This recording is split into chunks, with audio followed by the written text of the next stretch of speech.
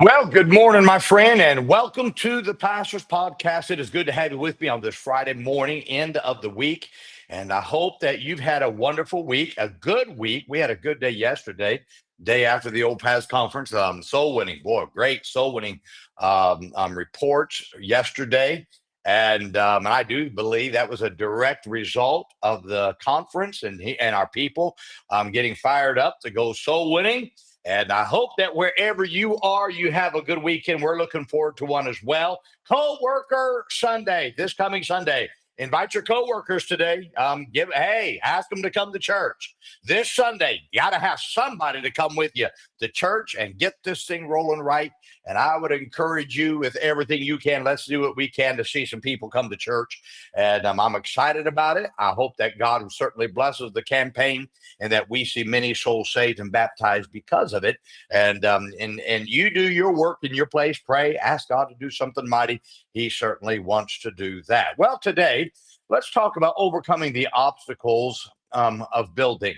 And we read here in the book of Ezra, chapter 5, verse 1, he says, Then the prophets, Haggai the prophet, and Zechariah the son of Iddo prophesied unto the Jews that were in Judah and Jerusalem in the name of the God of Israel, even unto them. Now, Ezra found out that building something for God was not easy. It's not. As soon as he started rebuilding the temple, he found the same obstacles that anyone finds who attempts to build anything for God. These obstacles were adversaries, they were troubles, they were frustrations, accusations, and government interference. All of these are obstacles that you will find when you're trying to build something, especially for God. Unfortunately, you will face these obstacles, but we can still overcome them.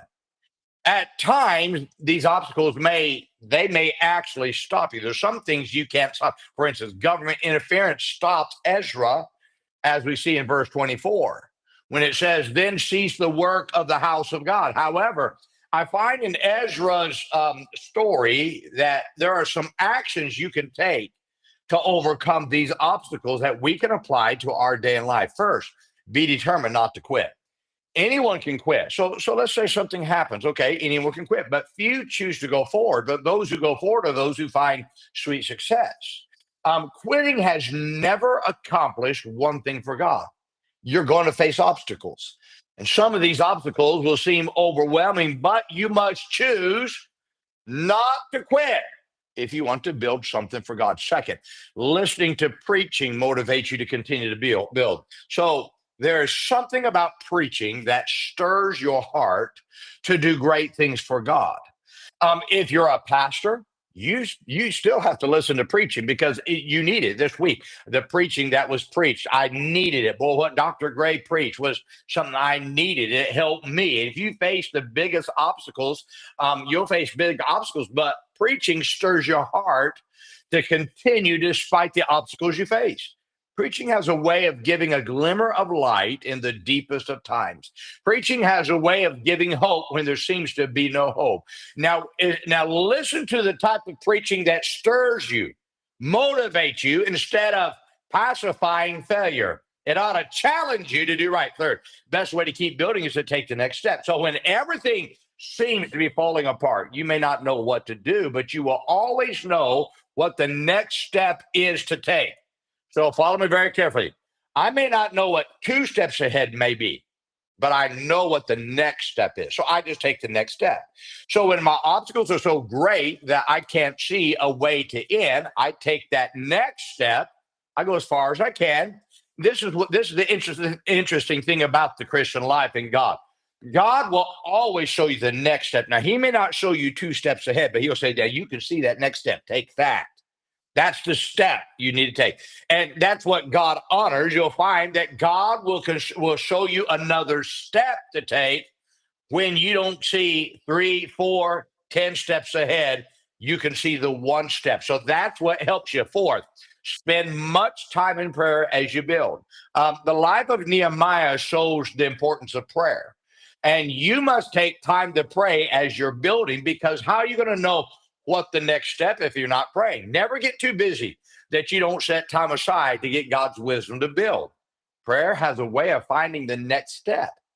And so prayer is where the power is, where the power is found to help. It helps you overcome your adversaries, troubles, frustrations, accusations, and government interference. Now, we can't control the obstacles that try to stop building, but I can control my prayer life. And because I can control my prayer life, they may shut me down, but they can't shut my prayer time down. They can't stop me praying in here. They can put a muzzle on my mouth. They can wire my mouth shut, say you can't talk, but I can still think. They can never stop what goes on inside this head. I can always pray. Now, building something great for God is not easy. And one reason we don't see many people building something for God is because of the difficulty that it takes to succeed in building. But you've got to determine I'm not going to let obstacles stop me. I'm going to find a creative way. And often those creative ways are found in prayer. God will give you that way. He promises, He goes, He'll give us a way to escape.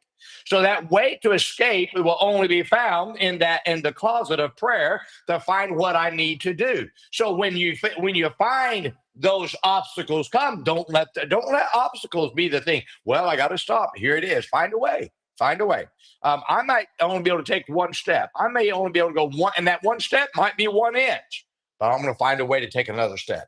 And I want to pray and say, I'm not going to let it stop me, because there's great fulfillment that God gives us when we find that the way over it. One of the greatest things about success, and you look back and you say, look what all we overcame. And then you start looking at all that God did for you to give you the wherewithal to make it through.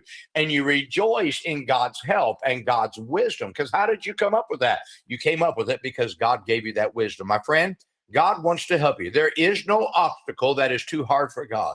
There is no obstacle that is too big for God.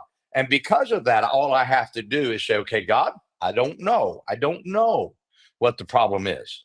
But I do know this. I know you do. And so can you show it to me? And because God's giving you that next step to take, you take that step and you keep going and follow Christ.